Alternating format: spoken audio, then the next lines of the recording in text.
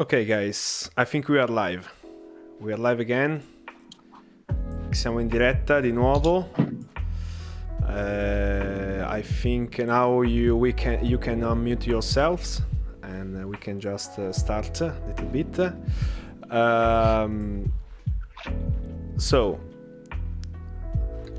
Good night to everyone, good evening to everyone, buonasera a tutti quelli che ci stanno seguendo. Questa sarà una diretta un po' diversa da quelle che abbiamo sempre programmato io e Carlo. Sarà, diciamo, un martedì un po' speciale, perché insomma oggi abbiamo un tema un po' più interessante, un tema molto interessante di cui parlare, un topic particolare.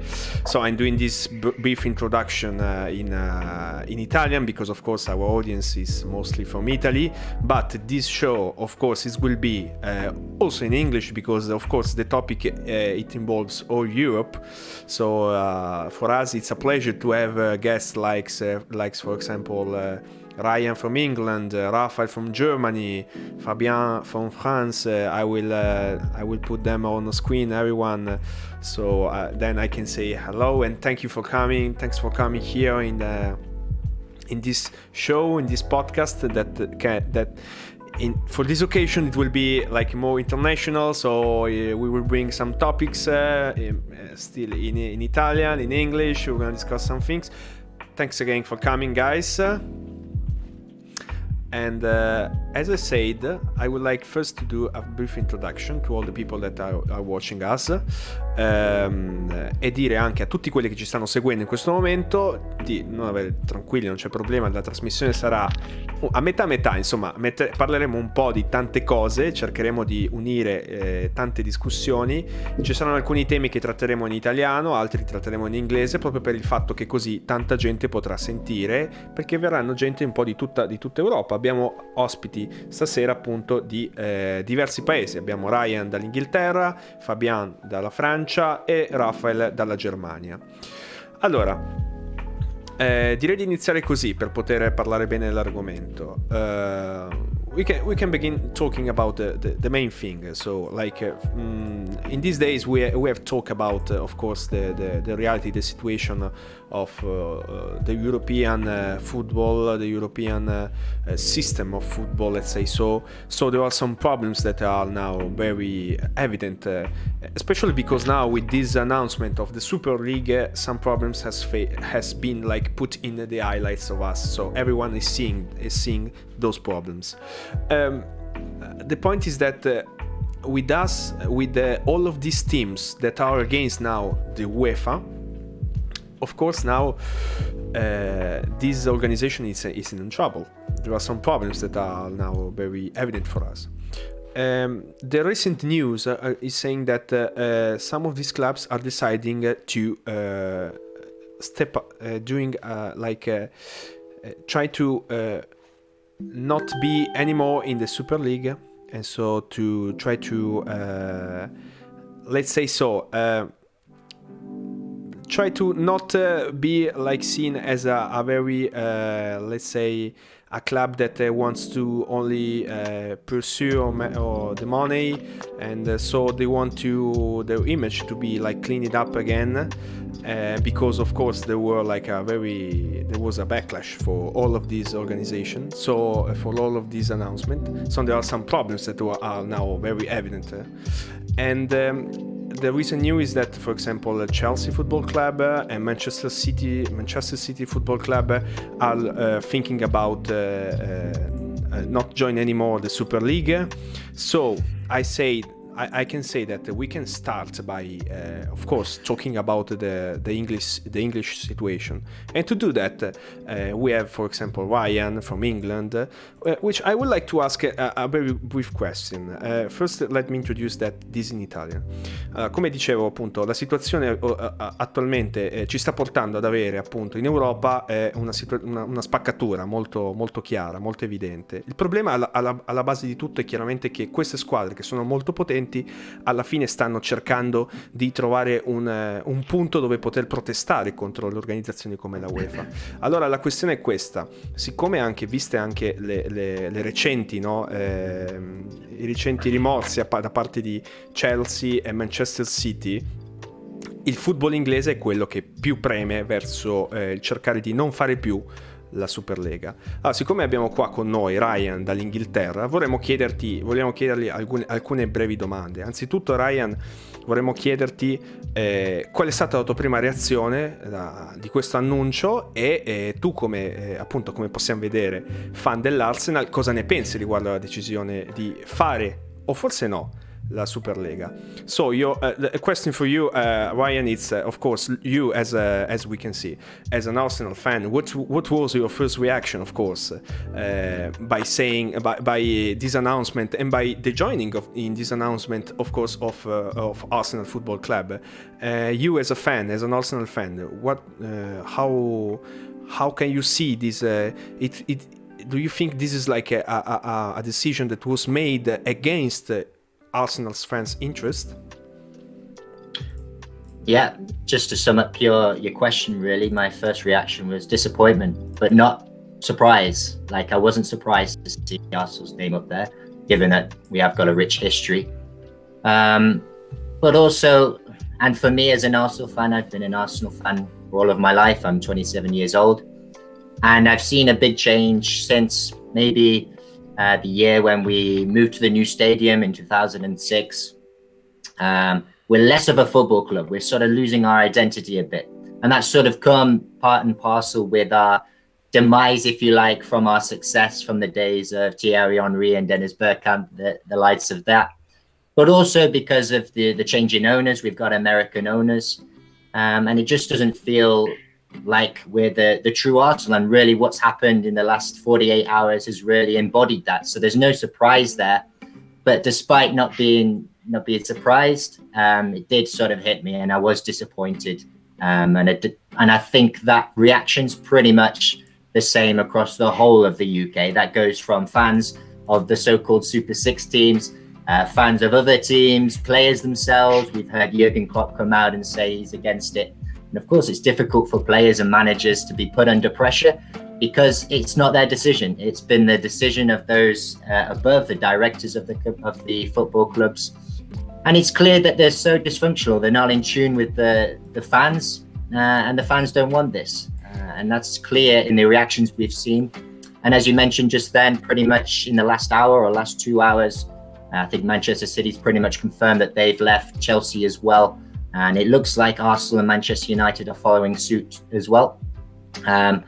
So it's been a short-lived phenomenon, really, because without the English clubs, I think it doesn't have any legs at all. The same saying, for example, if, let's say, Madrid and Barcelona dropped out, it wouldn't be the same. So I think it's gone now, but it's still worthy to talk about and what the effect of that would be moving forward, because it's been a significant thing. And it surely can't just be left untouched, because it's touched a lot of people, and it's probably gone against to the core of what we think football is. It's not a sport anymore, it's a business, and we've probably known that for the last 20 years, but this has really epitomized that. It's actually very interesting to think that of course the main clubs that are now dropping out the Super League are English clubs. Especially, I have for this a question for you that you can answer because you are living there. Are you surprised about this decision then to drop out and to go away from the Superliga, from these clubs, from these English clubs? Because the reaction of the fans were very strong. I mean, those were the ones that reacted much against against those clubs and doing protests. That instead, for example, here in Italy, I mean, there weren't any protests. Not only because there is COVID, so there are restrictions. We can't go out, but also because fans here are not so attached maybe to their clubs. What's your point of view about that? Well, it's been the year for protests, hasn't it? Despite COVID, it seems like we're protesting about everything. But that's another story. Yeah, for sure. But it's not just the fans themselves, and I think really. The reaction from former football players, pundits, and managers as well has really epitomized that this isn't something that anyone really wants. But speaking from the UK's perspective, and yeah, it's really shaken up the UK. I mean, the Prime Minister Boris Johnson has even come out and had a roundtable discussions to obviously try and stamp down on it straight away. Don't let it get any growth. Stamp it out now, and it looks like it's worked. I want now to have the point of view of other country that actually was instead, very away from this situation, because of course in Germany the situation was handled in a different way, with a strong position, with a strong let's say statement also from Karl-Heinz Rummenigge. Bayern Monaco dropped the Super League, never entered as a founder club. And so, for example, my question to Rafael, who is not from Bayern Munich. I don't want to say that Rafael is from Bayern Munich. He's from German. He's not from Bayern Munich, because he can be angry if I say so. And the question is instead. The German reaction was very attached instead to the UEFA, no? To the system that is now in the Europe, and so is that something that you could have predicted? I mean, German clubs are very attached to the system, so they want the system to move on, or maybe it was a surprise for you to take this bold statement from, for example, Bayern Munich, but also from Borussia Dortmund. Okay, so first of all, I'm not surprised at all. Okay. And second, I don't think that German clubs are attached to the UEFA or any organization or system as it is right now. So of course, I think all of us will agree that the Champions League is a prestigious cup, but that's not a question. I think the reaction of both Dortmund and Bayern Munich are very symbolic for German football, because I think, unlike many other leagues, German football has mainly put the interests of the fans in the foreground as a main topic, and so there are several things that do that. So for instance, in Germany we have this 50+1 rule that actually stipulates that the club has to be majoritarily owned by the fans. And so in many clubs in Germany you have this membership, and in the end the fans controlling the club. And so German clubs are not led as much by money. So the whole system, the whole German model is not based on profit and gaining higher revenues, but around keeping up the German fan culture, and for instance also guaranteeing stable prices. So that's why I'm not surprised at all. Yeah, I was reading the chat, which actually I would like to thank all the chat that is writing. It's like the longest chat we ever had in this channel. So thank you a lot thanks for everyone who is commenting now. Thanks for example, Rudy, Jeremy. I think is our Jeremy. I don't think so, but if it's our Jeremy, Rafael, I say hi, Jeremy. It's my birthday. Oh, it's your birthday. Okay, hi, Jeremy.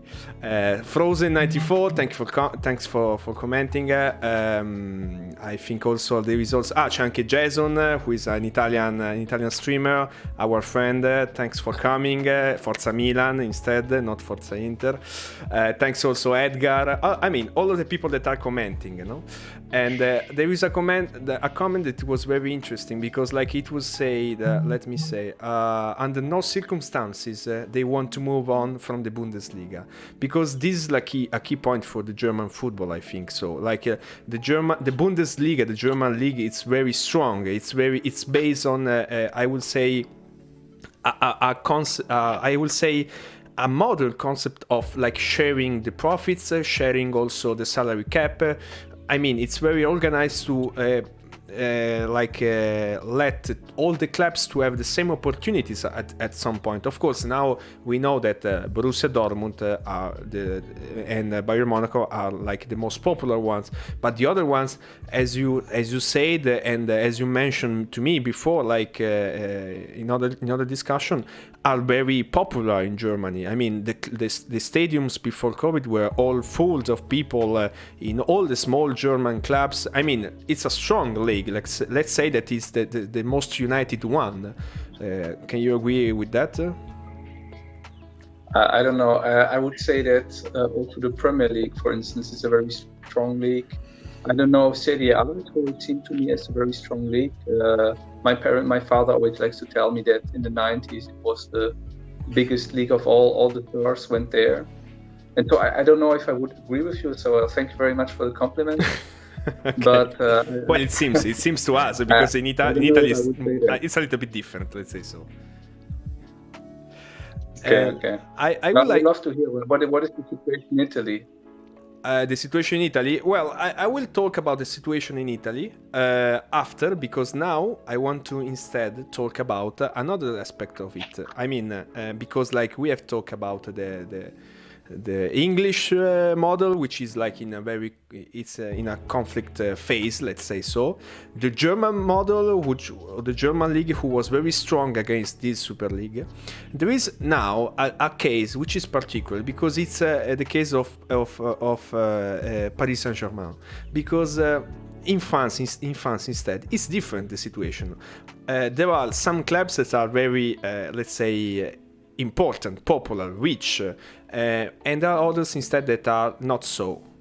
Let's say so. To bring a discussion with our friend Fabien, who is from Paris. First of all, I want to ask you, what was your first reaction instead? I mean, for you as a PSG fan, the decision not to join the Super League was a surprise to you. So to answer you, Franco, first I would like to thank you to invite me, for having invited me tonight, and to answer you, yes, I was very proud of my club. I think Paris is a very powerful club today, with a lot of money, a lot of good players such as Neymar, Mbappe, and to decide to not join this Super League is a strong choice from the club. And it shows that Nasser Al Khelaifi, the president, has strong values, and even if we are not them, we know that this is also linked to political reasons.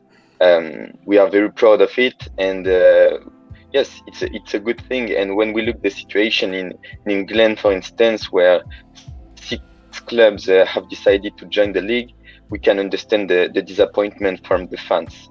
But I mean, which we don't have here in France. There was some discussion about the decision of the PSG, because some people will say, as our fan Jason, who is also commenting in Italian, but I will translate. Paraculo si traduce in tanti modi. Let's say that it's a smart move to not join the super club from PSG, because there are some people that are saying that PSG instead didn't participate in the Super League because PSG has some interest in not having a Super League, because the owner of PSG owns also Bein Sports, who is like a very strong television company who owns the Champions League rights, for example, or the Ligue 1 rights. So for him to have instead a Super League, it's like a thing against his own, let's say, money. I would say money interest at the end. Would you say that at the end it's more like also for PSG a money decision, or it's for you believe it's instead a football decision? It's a decision that can respect the fans. I don't think it's a money decision. Indeed, Nasser has all the money of the world, almost, if he wants. I mean, it's not a company which is providing the money. It's a state, the Qatar. So yes, the money, I think it's not the subject here.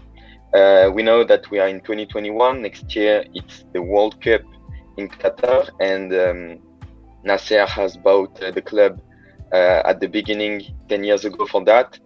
So I think it's more a political decision for the image of the Qatar, and more than a money question, you know.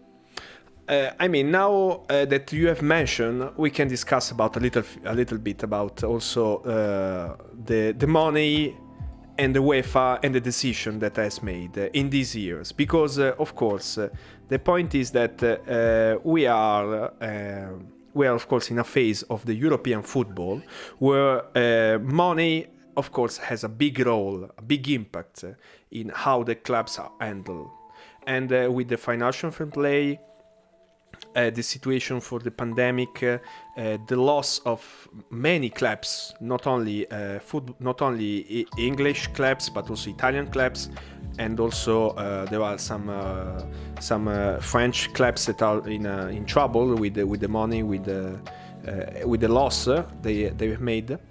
The point is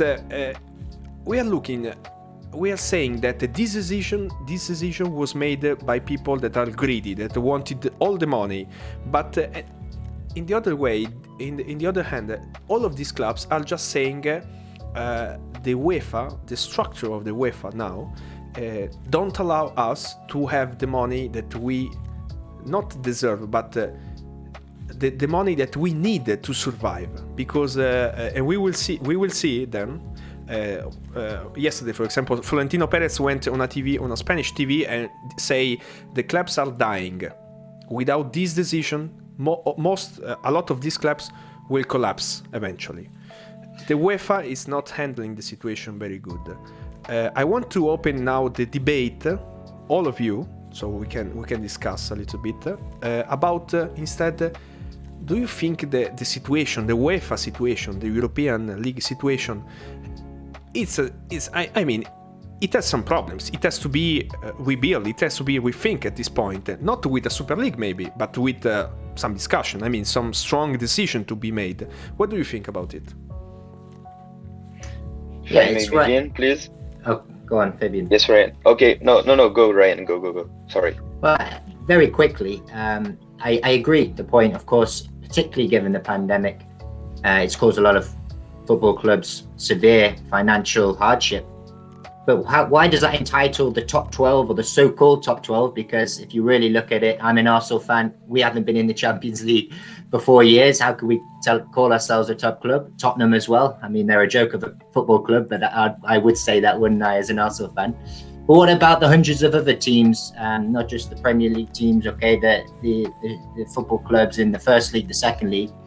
Is it fair for us just to take that and make the 3.6 billion, whatever the share of the 3.6 billion that they spoke about, and then just to forget about all the other clubs? For me, that doesn't sit well. And I think for a lot of people, knowing the true value of football clubs, supporting your local team, going out, buying tickets to watch your football club, it doesn't sit well. And really, there's been a massive unite from fans of the Super Six clubs, as well as fans for all the slightly lower teams as well. It doesn't sit right. Fabian, you wanted to say something?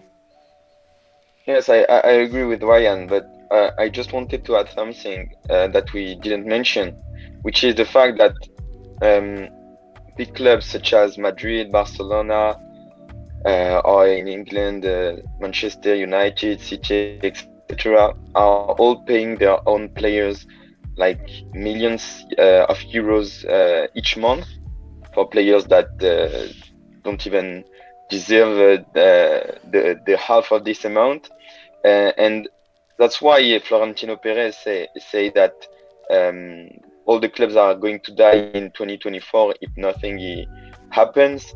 But maybe the first thing to do is to try to reduce this amount of money that you are giving to the players, because I think it's the main income source that the clubs are losing, and it's emphasized since the COVID crisis. So I think first the clubs can do something to decrease their own problems first, before doing something else with the UEFA or whatever. I just have also to bring the discussion in the budget. I will say in the budget topic. The statement you're saying that of course these clubs are paying so much for the players. It's true, of course. It's a state. It's a fact for sure.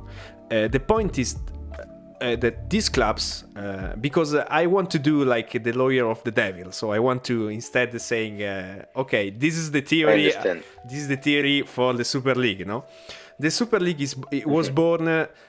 Or it was at this point, to instead trying to do a thing that can be seen more like, for example, an NBA model style. So, I mean, we are saying that all of these clubs decide to stay together, to do a thing, like to be together, to put a salary cap, to put a budget cap, to do equal distribution of the earns, of the profits. So to do something like the NBA, more or less, where clubs that are like not doing so well in the Super League maybe can be let's say helped. The other ones instead have less money, because then the people can have the same profits, and with reduce of course salaries for the players. So that will be the vision, of course, of these clubs, to stay together, to be united in a league that hasn't nothing to do instead with the National League. So this will be the theory about behind the Super League, which can be also seen as a German point of view, more or less similar to the Bundesliga. What do you think about it, for example, Raphael? I don't know. Okay, like this comparison with the NBA is of course a very interesting one, and of course I don't think the Super League. I think it's just the NBA is just taken as a very superficial comparison. But I often like to watch the NBA with my brother, and we often discuss also the whole system of the NBA with all the franchises.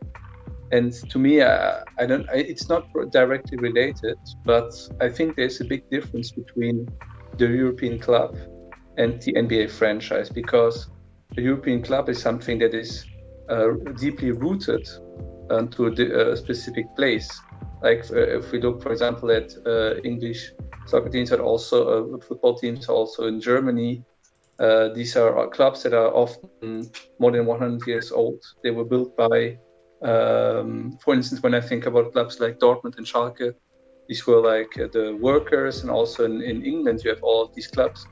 So they're very rooted, and they are rooted in the fan culture. On the other hand, when you look, for instance, in the NBA, you have franchises that can even move from one place to another, like the Los Angeles Lakers. They're one of the most iconic ones. They used to be somewhere in the Great Lakes area. Yeah. So it shows this strong disconnection. And so in the end, I think the Super League betrays the DNA of soccer, not only of football, not only on this level of the fan culture, but also because football is about fighting to survive, fighting to stay in the championship, and it's also about the clubs at the bottom. So there's this layering. There are all these little competitions that are happening in every championship, and if you take those away, you will have a nice game every week between, let's say, Manchester United and AC Milan. But in the end, these games will repeat. And so, in a way, I think it will dilute the importance of these games and make them quite dull. So, do you think that at the end it's not practicable to do a salary cap, for example? Like, because I would like to have this salary cap now. I mean, not for the Super League, but for the UEFA, like in this association. Actually, for me, it could be like useful. What do you think, guys? I think the humongous salaries we have nowadays, like Lionel Messi earning $50 million or something like that, or euros, of course it's exorbitant. But on the other hand, those salaries are dictated by the market. So I think, of course, I agree with Fabian. It's completely unethical. And I would really question the behavior of some players who would rather let the club die than not getting their salary. But I think I don't know if we can really impose the salary cap. But perhaps it would be great to have a taxation of, let's say, like 10% that would then directly go into, let's say, the support of football schools everywhere around the world, things like that, some caritative organization. I mean, I would like also to ask at this point, because we are in this open table. Of course, like the Super League, it's very difficult now to be like to be projected in the future, because some of the clubs are dropping out, especially the English one, and I think that also maybe other clubs will think eventually to go and don't do that anymore. Personally, I think that the main one, the clubs that have decided to join are the founders, the real founders of this were at the end were Real Madrid, Juventus, and maybe Manchester United, Liverpool. I mean the big ones at the end, and the other ones just follow them. What do you think? Because like to see Florentino, Agnelli, I mean, those seems like to be the ones, no? Yeah, I mean, from an English perspective, it's said that the two leading clubs really were Manchester United and Liverpool. Not to say that they're all equally as bad for joining, but I think once they went, and then maybe Arsenal, Chelsea followed, then for example Manchester City, I think almost they forced their hand to go with them. And linking back to sort of the PSG model and why they decided not to go in, and I believe that the sort of the owners of Manchester City and PSG are quite similar, Saudi Arabia, and it's probably why Manchester City were the first club to actually drop back, because the whole idea there smells very American. I mean, Americans are in control of Arsenal, in control of Liverpool, a few of the other clubs as well, and you've already mentioned sort of comparisons to the NBA. Why compare football to the NBA? Football's the best sport in the world. It's got soul like other sports don't have. It's so difficult to just get one model and place it into a sport that's reaped in history, in tradition, in local clubs, building a team with the ultimate goal to get to the next league, to get to the Champions League, whatever it might be. And it's totally difficult, and I would say outrageous, to try and make a comparison, because football alone is different. And but they are doing that because the football that nowadays we know is collapsing. It's not sustainable anymore with the profits. I mean, is the Super League gonna save that? I don't think so. How's the Super League gonna control players' wages? I don't see the link. I mean, those are of course the purpose that they want to do. No, I mean they have this purpose to be together, and then to establish a salary cap,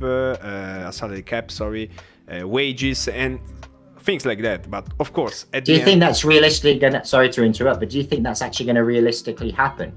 They're talking about JP Morgan and the 3.6 billion. Players are going to want that to be passed down to them. And if it's being taken by agents or TV rights, whatever it might be, there's going to be a backlash. They are now, some of these clubs are talking about buying some players. For example, Real Madrid say, okay, with this we can buy Mbappé, for example. And so they are very excited for the idea.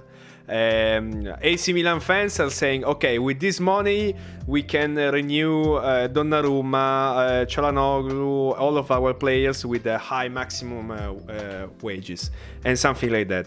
Of course, at the end it's all money. But what about, okay, you mentioned Milan there, and I could say from Arsenal as well. What about the teams like Leicester City, like Roma, like other clubs that are just as competitive as some of these so-called Super 12? What's going to happen to them? Why is it fair that suddenly these 12 founding members are going to have a God-given right to be present in the Super League for the next God knows how many years without the risk of falling into relegation? That's total contrary to the purpose of sport, not the purpose of football. The purpose of sport. I mean, we have an example of how money has led the UEFA to, I think, a non-return point at this now, which is, for example, the example of Paris Saint-Germain. I'm sorry that you are with us, so we can talk about it. I mean, Paris Saint-Germain at some point, it's like it has become to just buy, and spend a lot of money. No, I mean, this money at some point is producing something. It's producing also this exit, I think. Or what do you think about it? I mean, also talking about also the things that PSG has done in all of those years. I think there is a difference between PSG and the other big clubs because the money from PSG is not coming from nowhere. I mean, PSG is very rich, so the club has a lot of money, so it can buy a lot of good and very good players. But the money is not lost. There is no debt, or they are less important, very less important than the ones from Barcelona, Madrid, for instance, which have billions of debt and continue to buy every year new people, new good players from money we don't know where it's coming from. So that's why I think there is a difference between the PSG at this point, and moreover, I think the idea of the PSG is to just not to buy players and win games, such as for instance Manchester City, but to create really an image, a mark, something people can identify with, and I think it's different. But maybe it's my fun point of view. Maybe. What do you think how about did it, you buy guys? Neymar then? May you repeat, Raphael, please? Sorry. So how did you buy Neymar and Mbappe then? With the money, of course, obviously. But I mean, there is no debt after this purchasing. While, for instance, Madrid or Barcelona, when they are buying players such as Dembele, such as Hazard, they have a loan which is increasingly tremendous, if I can say so. There is a difference at this point, but of course, money helps to buy good players. Yeah. But Barcelona in particular, their deficit's absolutely phenomenal. Yes, It's crazy that they're but still afloat. I think But Madrid too, but yeah. yes, go Franco. No, like I had with me because I did some homework, and so I recollected the debt. For example, it was like Barcelona had like 1.1 billions of debts, which of course were also also because Barcelona has renewing the Camp Nou, the Nou Camp, the stadium, and so also for example Real Madrid. But for me, for example, to see that Manchester United has 550 millions of debts, it's very strong. Those clubs. And with this debt, they continue to buy players. So that's why they bought Maguire almost 100 million of euros. So you can see there is a problem in the management of these clubs, which is not due to the UEFA or whatever else. I think the problem is in part inside the clubs themselves.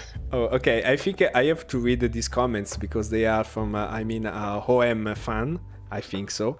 And say, well, Paris is actually unfair because it's not all based on earnings, but it's the state of Qatar. Yes, when you have a sugar daddy, you have no debt, right? Yes, that's true. That's true. Okay. This is a fact. We can't argue on that. That's true.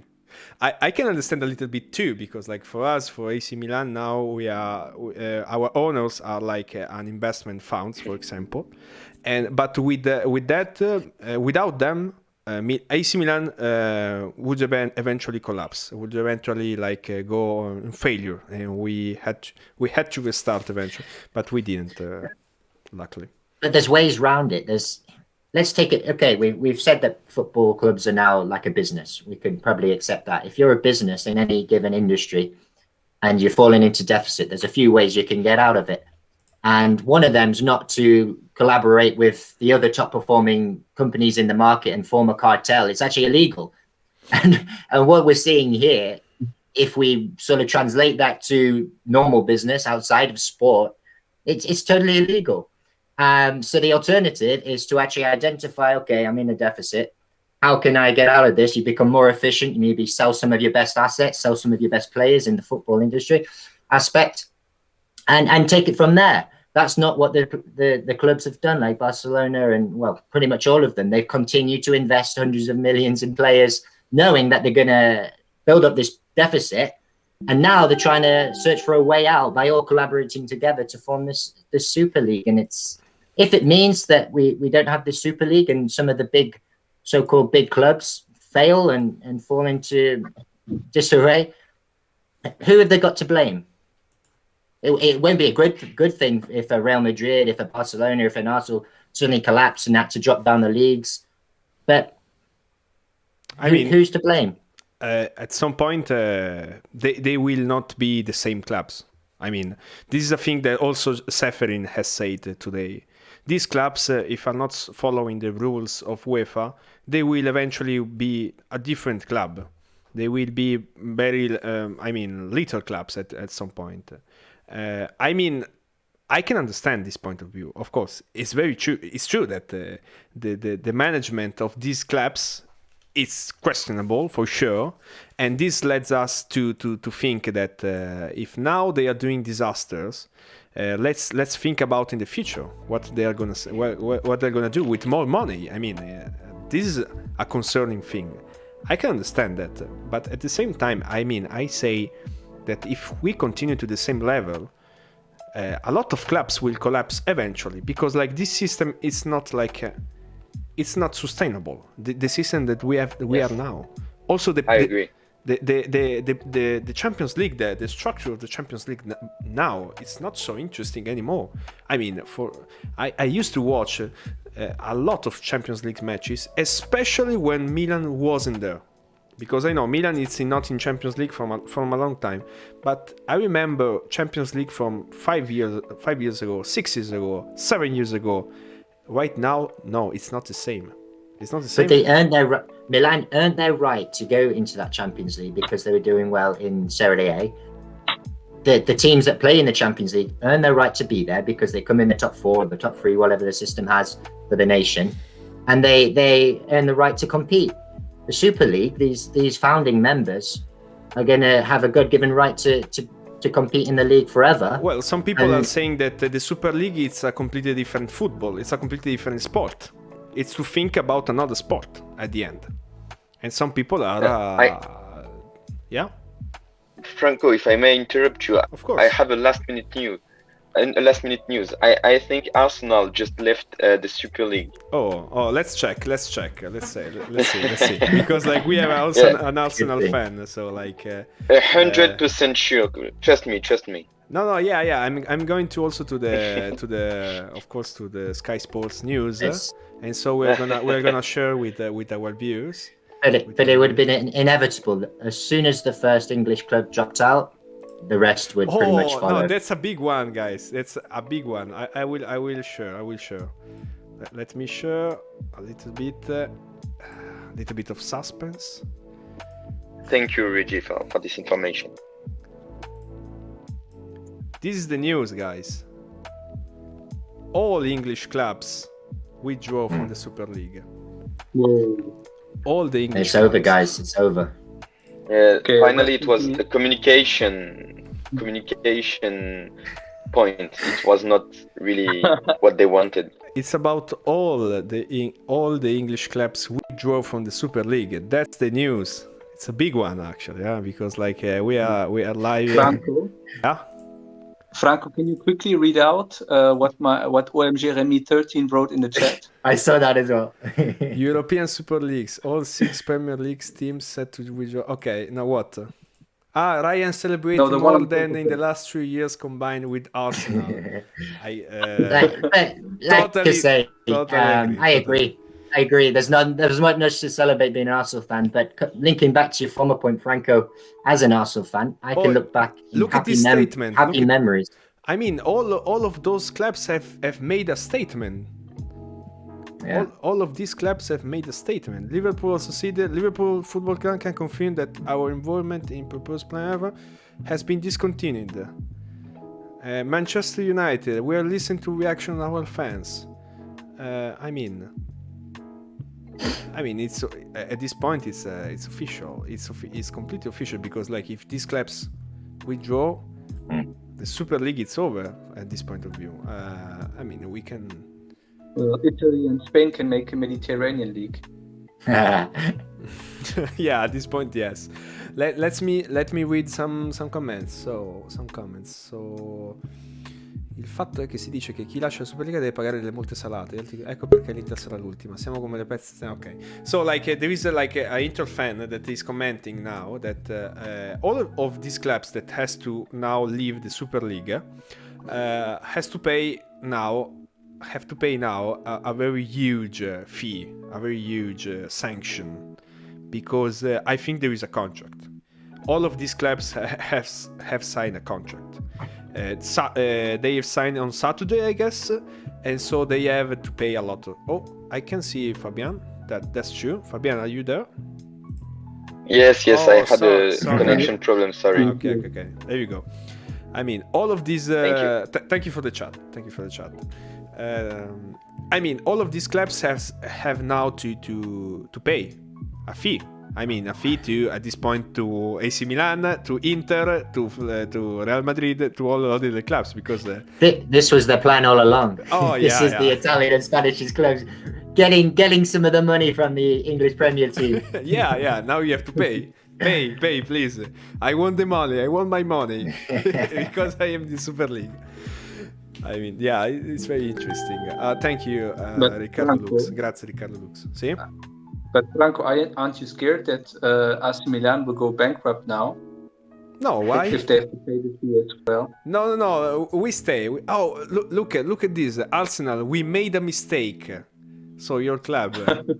That's good. You gotta admit when you make a mistake, and for sure we have, as have all of the clubs. As a result, as a result of listening to you and the wider football community recently, we are withdrawing from the proposed Super League. We made a mistake, and we apologize. Yeah, they were listening to this podcast, and they heard one of their fans tell them that they should come out, and they listened to us.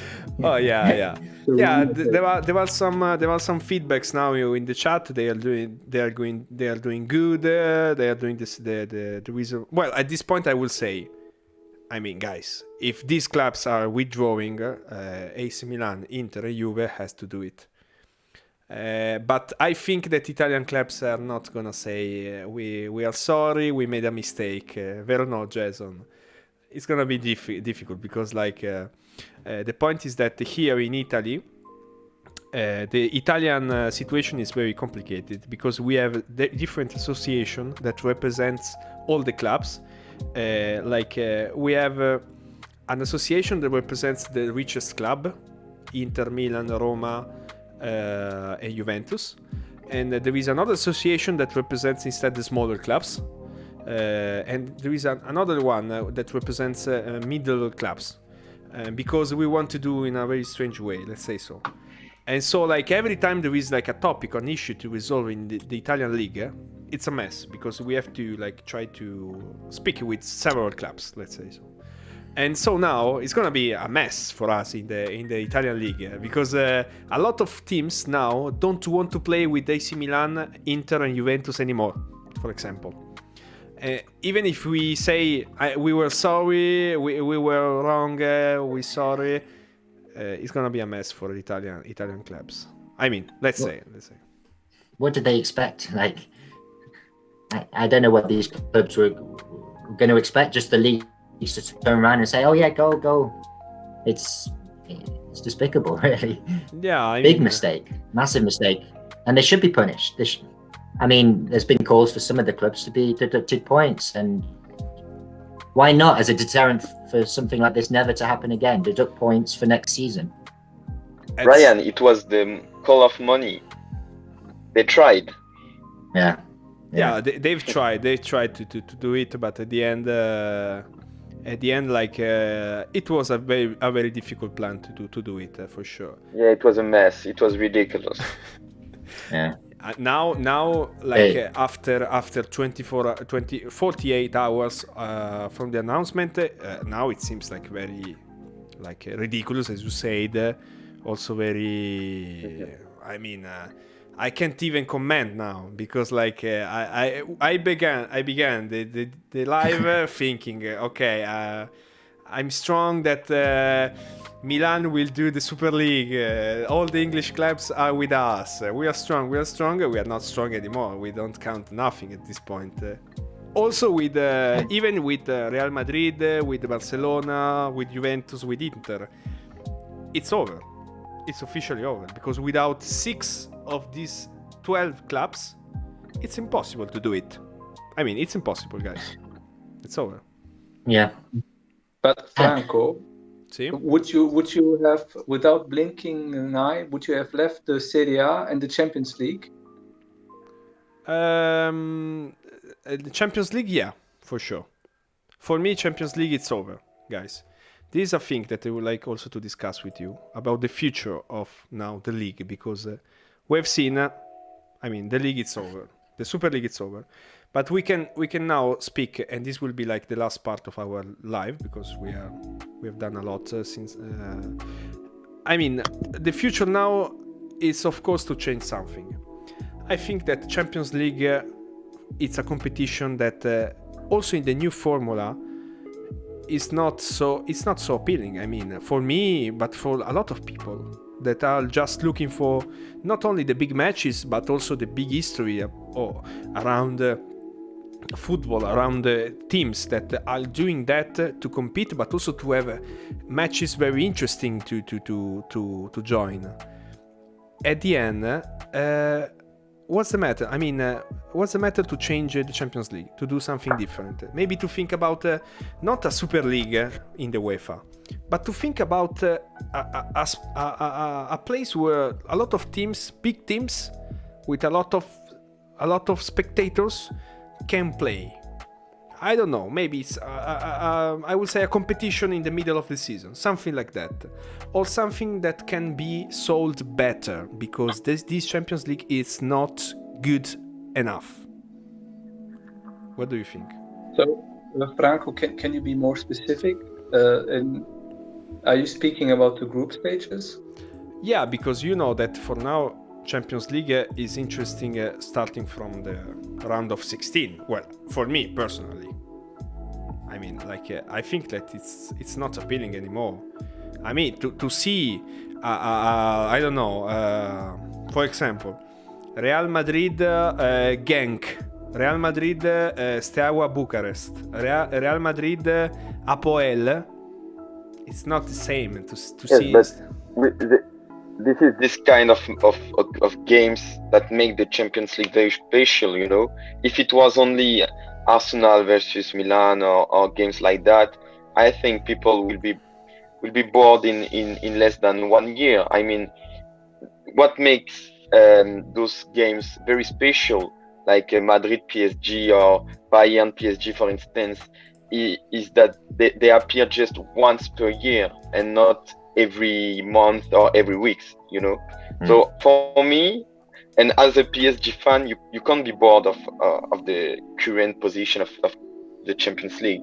Every year is special. Every year we have a huge amount of emotion. So for me, I will not change anything, if not retire one position for the English clubs or the Spanish clubs, you know, and give it to the smaller countries, such as I don't know, Austria, Hungary, Romania, for instance. I don't know, but make the champions of each country, give them the opportunity to play the Champions League. What do you think, Rafael? So, well, I watched some YouTube videos today on some YouTubers commenting on the issue we are commenting ourselves right now. And I think one of them caught my attention when he said that, unlike many other sports, in football, also during a game. For a long time, nothing happens. And then there's like one goal and everybody goes crazy. There's all the tension that builds up to this one moment. Yeah. And I feel like football season should be the same. So Yes. I totally agree with what Fabien is saying, that in the end, all season, PSG has, for example, been waiting to meet Bayern again after the final of last year. So I agree with him on that. Okay. I mean, Jason, our Italian friend, Inter Milan fan, is saying that also Milan has dropped the SuperLeague. Big fine. I'm very. This is going to send you under. This is the end of Milan. I mean, I'm looking for the news. Jason, please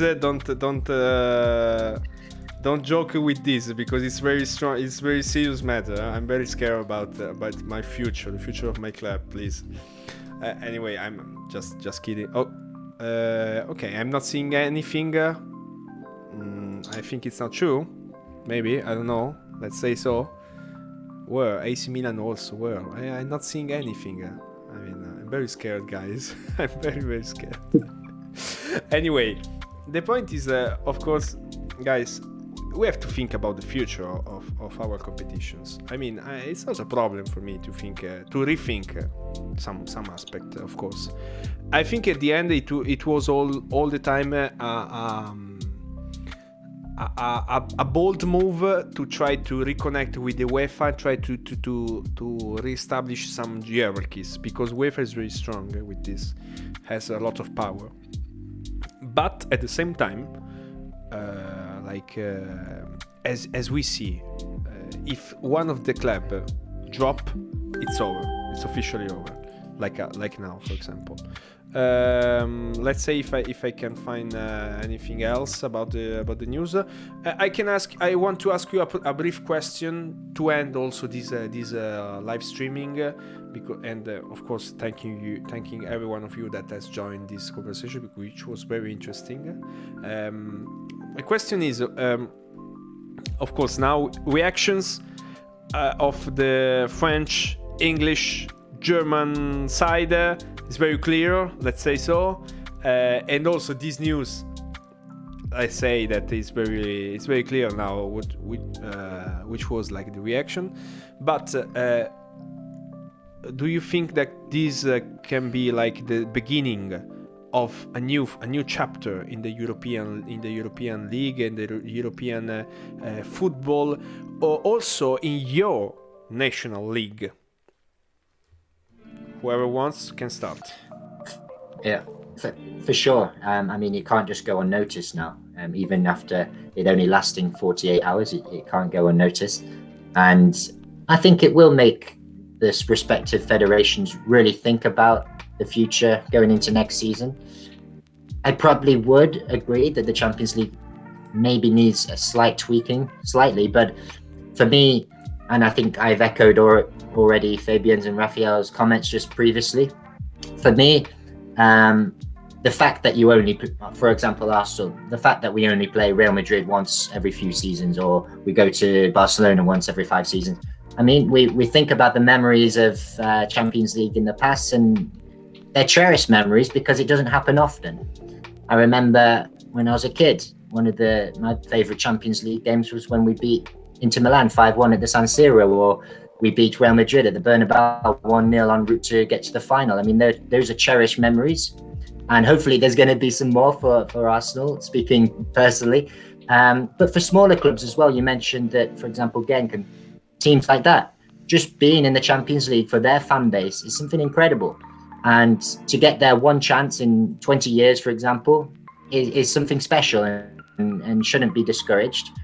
Maybe we can have a different format that maybe it means there's more qualifications to then get in the Champions League. So still teams are in Europe, but they still need to qualify potentially.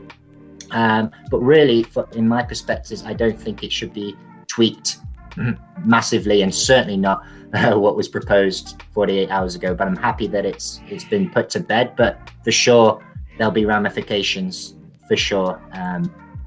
Not just from the European perspective, but also in each individual league. Premier League, Serie A, I think they really needs to have a good think and about the future. And this certainly has, maybe it's a good thing. Maybe it's been something good in disguise. But we'll see. It's certainly interesting. Something to talk about other than COVID. That's interesting. I think Ryan spoke well.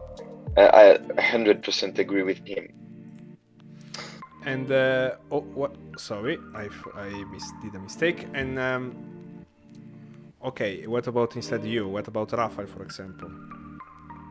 Yeah, I don't know. I don't think I will disagree with Ryan. I think also my initial thought was to slightly tweak the Champions League. I think that's actually the UEFA. They were already suggesting some changes. So I guess this is going to happen. But I wouldn't be in favor of major changes. I don't think they're really needed. And of course, you can say, okay, the UEFA needs to react now. But in the end, I kind of, I don't see the whole system as a broken thing. I just see that some clubs, they try to profit and for their own egoistical sake. So I wouldn't give in to these clubs too much. And yeah, and I still believe, I believe that the Champions League is not only about the big clubs, it's also about all the Cinderella stories of the smaller clubs, and this amazing experience to, like, when you're at a smaller club that can play in the Bernabeu.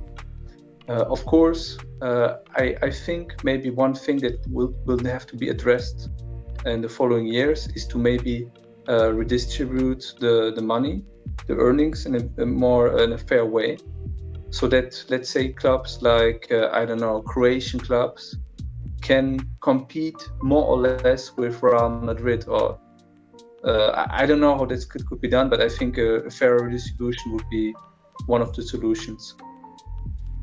Interesting. For you, Fabian, instead?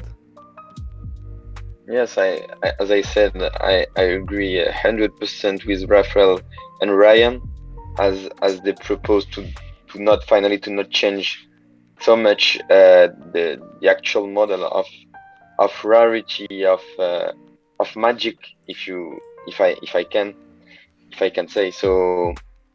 Yes, let's see what's the next moves, what is going to happen, and I hope the football will stay as magic as it is currently, and be the most beautiful sport of the world. Okay.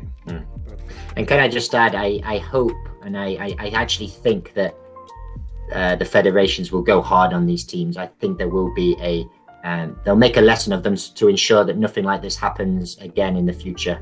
They have to, whether that's big financial implications or points deductions for the next season, disbarring them from the champion, whatever it might be. I think it's needed because we've learned that it just doesn't sit well with fans, and it's not going to change now. It's not going to change in 50 years' time, because football's football, and it's grown from centuries of fantastic games and history and tradition.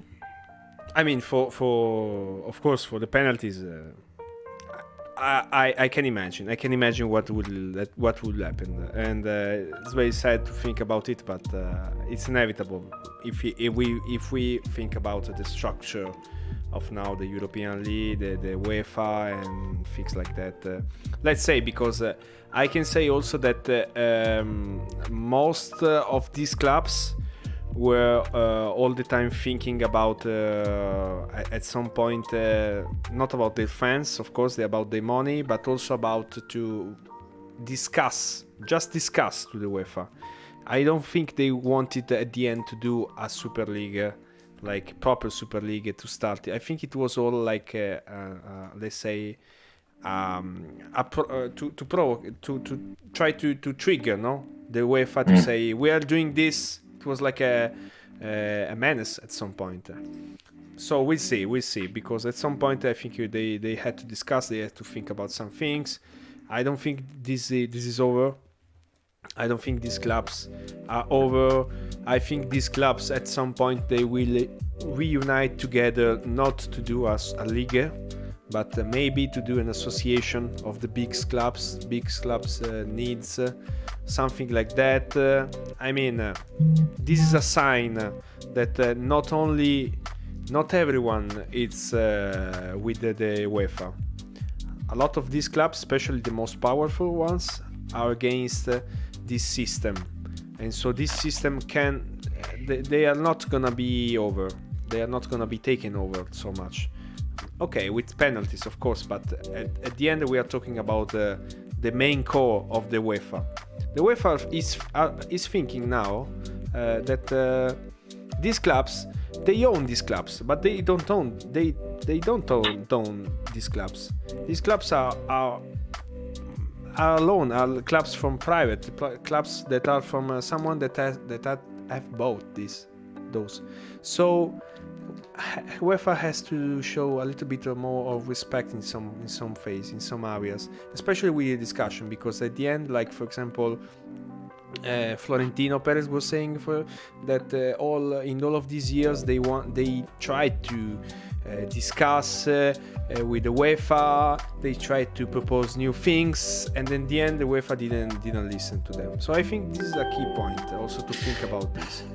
I'd actually disagree with you there. I think UEFA tonight, on hearing that news that they've suddenly disbanded this project within 48 hours, their chips, if this was a game of poker, they've suddenly got a whole lot more chips, because they've realized that the fans are not necessarily on their side, but certainly against anything that triggers or tastes or smells anything like what's gone on now. So actually, I might actually disagree with that, and I think UEFA are probably in a much better bargaining position now, potentially. But I do think that they maybe have realised that they maybe do have to sort of make some small compromises with these big clubs, and we could probably see that in the next sort of review of whatever the Champions League is going to look like into next season. Let's see. So, but for now, I didn't find any news about Milan, AC Milan. So let's see. I'm very scared. They're hiding guys. in the office. I'm scared, guys. What can I say? I'm scared about my future, because we are getting so close now to rejoin the Champions League, or maybe the Super League at this point, and then the English team drop off. I don't know what to say, but for now it's not official. Anyway, jokes apart, guys. Thank you a lot for have come here to have discussed with us, also to bring all your guests, because the chat was full of I think your friends, of people that were interested about this discussion. It was really, really nice to have you to talk about these things. At the beginning I was saying that I was doing this also to have a different point of view from every part of Europe, and so it was like that. It was very interesting to discuss these things, and I would like to thank you personally, to Fabian, to Rafael, and to Ryan, because you made this program tonight. Thank you so much for coming here. Thanks again, guys. Also, thank you, Franco. Thanks for the invitation. And also, now that we are closing this live streaming, I wanted to thank everyone that has followed the channel. I didn't have the time to watch everyone, but I will do for you, because thanks for the follows I have here. So I have Milan Chase, good name, that has followed the channel. Petit Hero, I think so. Riccardo Lux, Craponigno 94, Chiloe o Shiloe 1992, Frozen 94, thanks for the follow. Craponigno, another Craponigno, I think it's the brother of Craponigno 94, good. Rudy 94, a lot of people, guys. Slat 94, Jeremy 13, what a name. Thank you, Jeremy, for follow also the channel. Guys, thank you so much, because this live stream was very nice. This transmission. Jason, il Milan non è ancora fuori, we are not out of the Super League because, and then we still have the chance to think about playing the final of the Super League against Inter, of Juventus, or Barcelona, or Atletico Madrid, or Real Madrid. Jokes apart, thanks again for everyone that has followed this channel and has put their contribution with the chat. We'll see you next time. For us, it was all over. Thank you so much. See you guys. This is the ride, join the ride, guys. Bye, guys.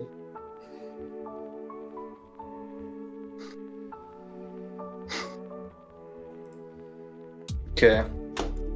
Wait, Nice wait. one.